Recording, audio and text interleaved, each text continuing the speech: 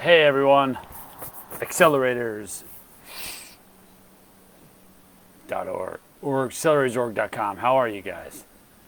Good to see you. It's Jeff Bruno. Good to see you guys. Jeff Bruno, your outsourced CFO. I am, my next live or couple lives will be from here. I'm down in Ocean City, New Jersey for the summer, and this is my porch. So hope everybody is doing well. I want to jump in today and start, give a brief overview. Your outsourced CFO, just as a heads up to anybody who's watching this, we are rebranding and we are going live with that by fall. We're soft launching in a few weeks, but we're going to go fully live by fall. We're rebranding our business. We are going to be calling ourselves bmodeler.com. bmodeler, business modeler. We have moved away from the accounting fractional CFO pieces that we used to do. We only do about 30% of that now in the last few years, but in the last year or two, we've taken it out. We no longer handle any of the accounting fixes for a business that we used to, or even CFO reporting. We are fully 100% about the business model concept and how to help companies understand, measure, and manage performance. Full stop. Business modeler. We create a full forecast model that incorporates your P&L, your balance sheet, and incorporates your leading and lagging metrics and all of your operational and sales pieces and everything. And it's just much more comprehensive. Typically, we work with companies north of 5 million. I just wanted to let everybody know that's where we're going.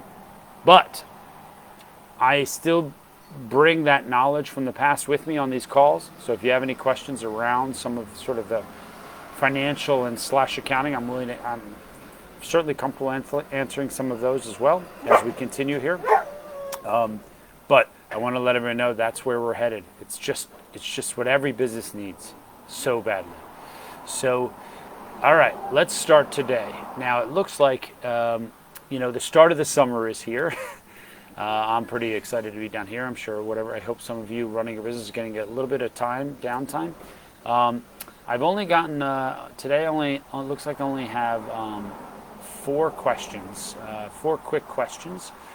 People are either, too busy with their businesses or taking a little time off. I applaud both. So let me speak to how I can help businesses here real fast. So give me the strategy questions.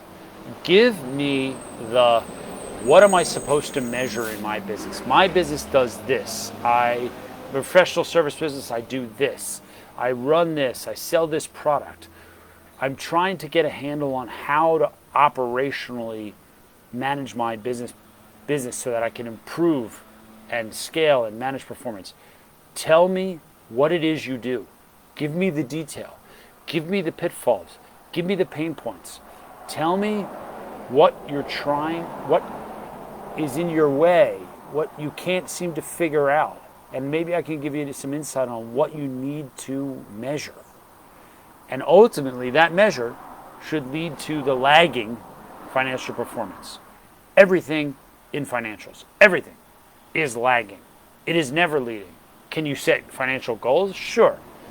But it's always a lagging indicator because financials are recordings of what happened. So the rest of the leading indicators are what we help businesses uncover and map and align with their business concept. So please ask me those questions. So let me dive in to a couple of these first ones here. So first question is from Nico Avila. Nico says, should I send money from my personal checking account to my business account to show income, knowing I will be transferring it back to my personal account to pay for living expenses? So Nico,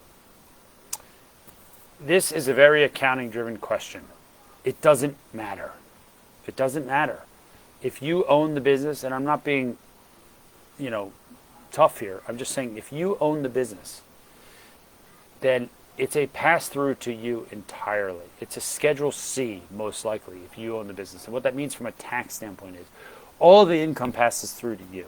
So any financial institution, any person that be looking at it is going to see the money come in and go out as long as you're recording the money in an accounting system.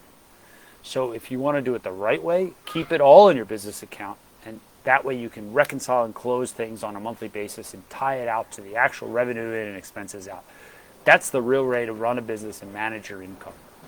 It doesn't matter about personal from a standpoint of what happened, because it all comes through to you personally at the end. So, but I would recommend keeping it all in there and then just take out distributions as you need it for your personal living expenses. All right? Hopefully that helps, Nico. Love the name, by the way. I almost named my son that. Next question is from Kristen Pitts. Kristen says, what does a successful margin look like from gross profit to net profit in a business? Does it vary from business to business? What should the goal be? I work for my dad's company to eventually take over for him, and I also have my own startup business. My dad goes over his company P&L with me when I make 20% of the net profit of his company. Looking at the gross versus net, I'm not sure what is a good profit margin would be. He says his business is great and very profitable. My initial reaction that I kept to myself, of course, was, wow, that's it for net profit? After all that money spent? Is it even worth it? What's a good margin goal? Thank you. So, Kristen, these are great questions. So, I can tell you that, as I mentioned earlier in my live here, you cannot just look at financials, okay? You can't. You can use it to compare some industry information. If you're in an industry that's a well-known industry and there's well-known margins that should be used, you could use those as some of your parameters for setting things up moving forward. But just looking at what is good and what is not good in a gross profit or net margin scenario doesn't mean anything. It's totally dependent on the business, what your goals are. Are you disrupting? Are you in an industry that has very, very stable margins or not? I have no idea what your dad's company does. So I can tell you that in a professional service business, or that is run by people, so software development firm, digital marketing firm, consulting firm, maybe a restoration company that does some construction pieces to it, maybe a smaller e-commerce business. So all of these types of businesses, they could have some products, but they're generally run by people. They're not just a subscription tech play. So the revenue is generated mostly from the people. In those businesses, and if that's what your father has, a 20% net profit is an excellent, excellent net profit. Now, can you get to 30? Yeah, some businesses can. 30, 35. Those are really, really excellent run businesses. Now, what I've seen in the marketplace is that due to the pandemic and due to tech increases, costs have come down. So occupancy costs have come down. People don't need as much space. They're hybrid or they're fully remote. Tech costs have come down. So the use of tech and products to enhance your business process has come down. So that has freed up net profit margin space. So where a company before might have been, struggling to get to 30 or 25 or 30, and they get to, now they can with those costs out of here. Big changes in that scenario. So that's a big piece. The second piece would be looking at your gross profit. So what's my margin on my people? How can I improve that? Do I need to raise prices? Do I need to lower costs in that arena? Those are some things to do there. So I love where your head is at, but you have to pull apart it and compare it to all the industries and look at everything that you can. Thanks, Kristen. Good question. So next question again is from Kristen. What is the goal and timeline to start paying yourself an income out of your business? So usually for this, Kristen, what I say is, what do you need to live? Try to set that up so that you can target what you need to live and get your business to that point. And if you can do that, you're in good shape, because then you can just start reinvesting the profits in the business to help you scale and grow. That's the way I would do it. If you don't have enough income to pay out of the business, then it's not either some pricing's wrong, some cost structures are too high, or you're just not ready to fully go in to that business because you need the income to be able to sustain yourself. So a few things there. Last question is Joe Nugent. It says, when setting goals for sales and marketing rep, is there any formula for a service-based business that I should be following? So I own a home inspection company in Naples, Florida, and need to bring on a marketing rep to grow my business. I'm thinking of paying them $40 to $50K a year.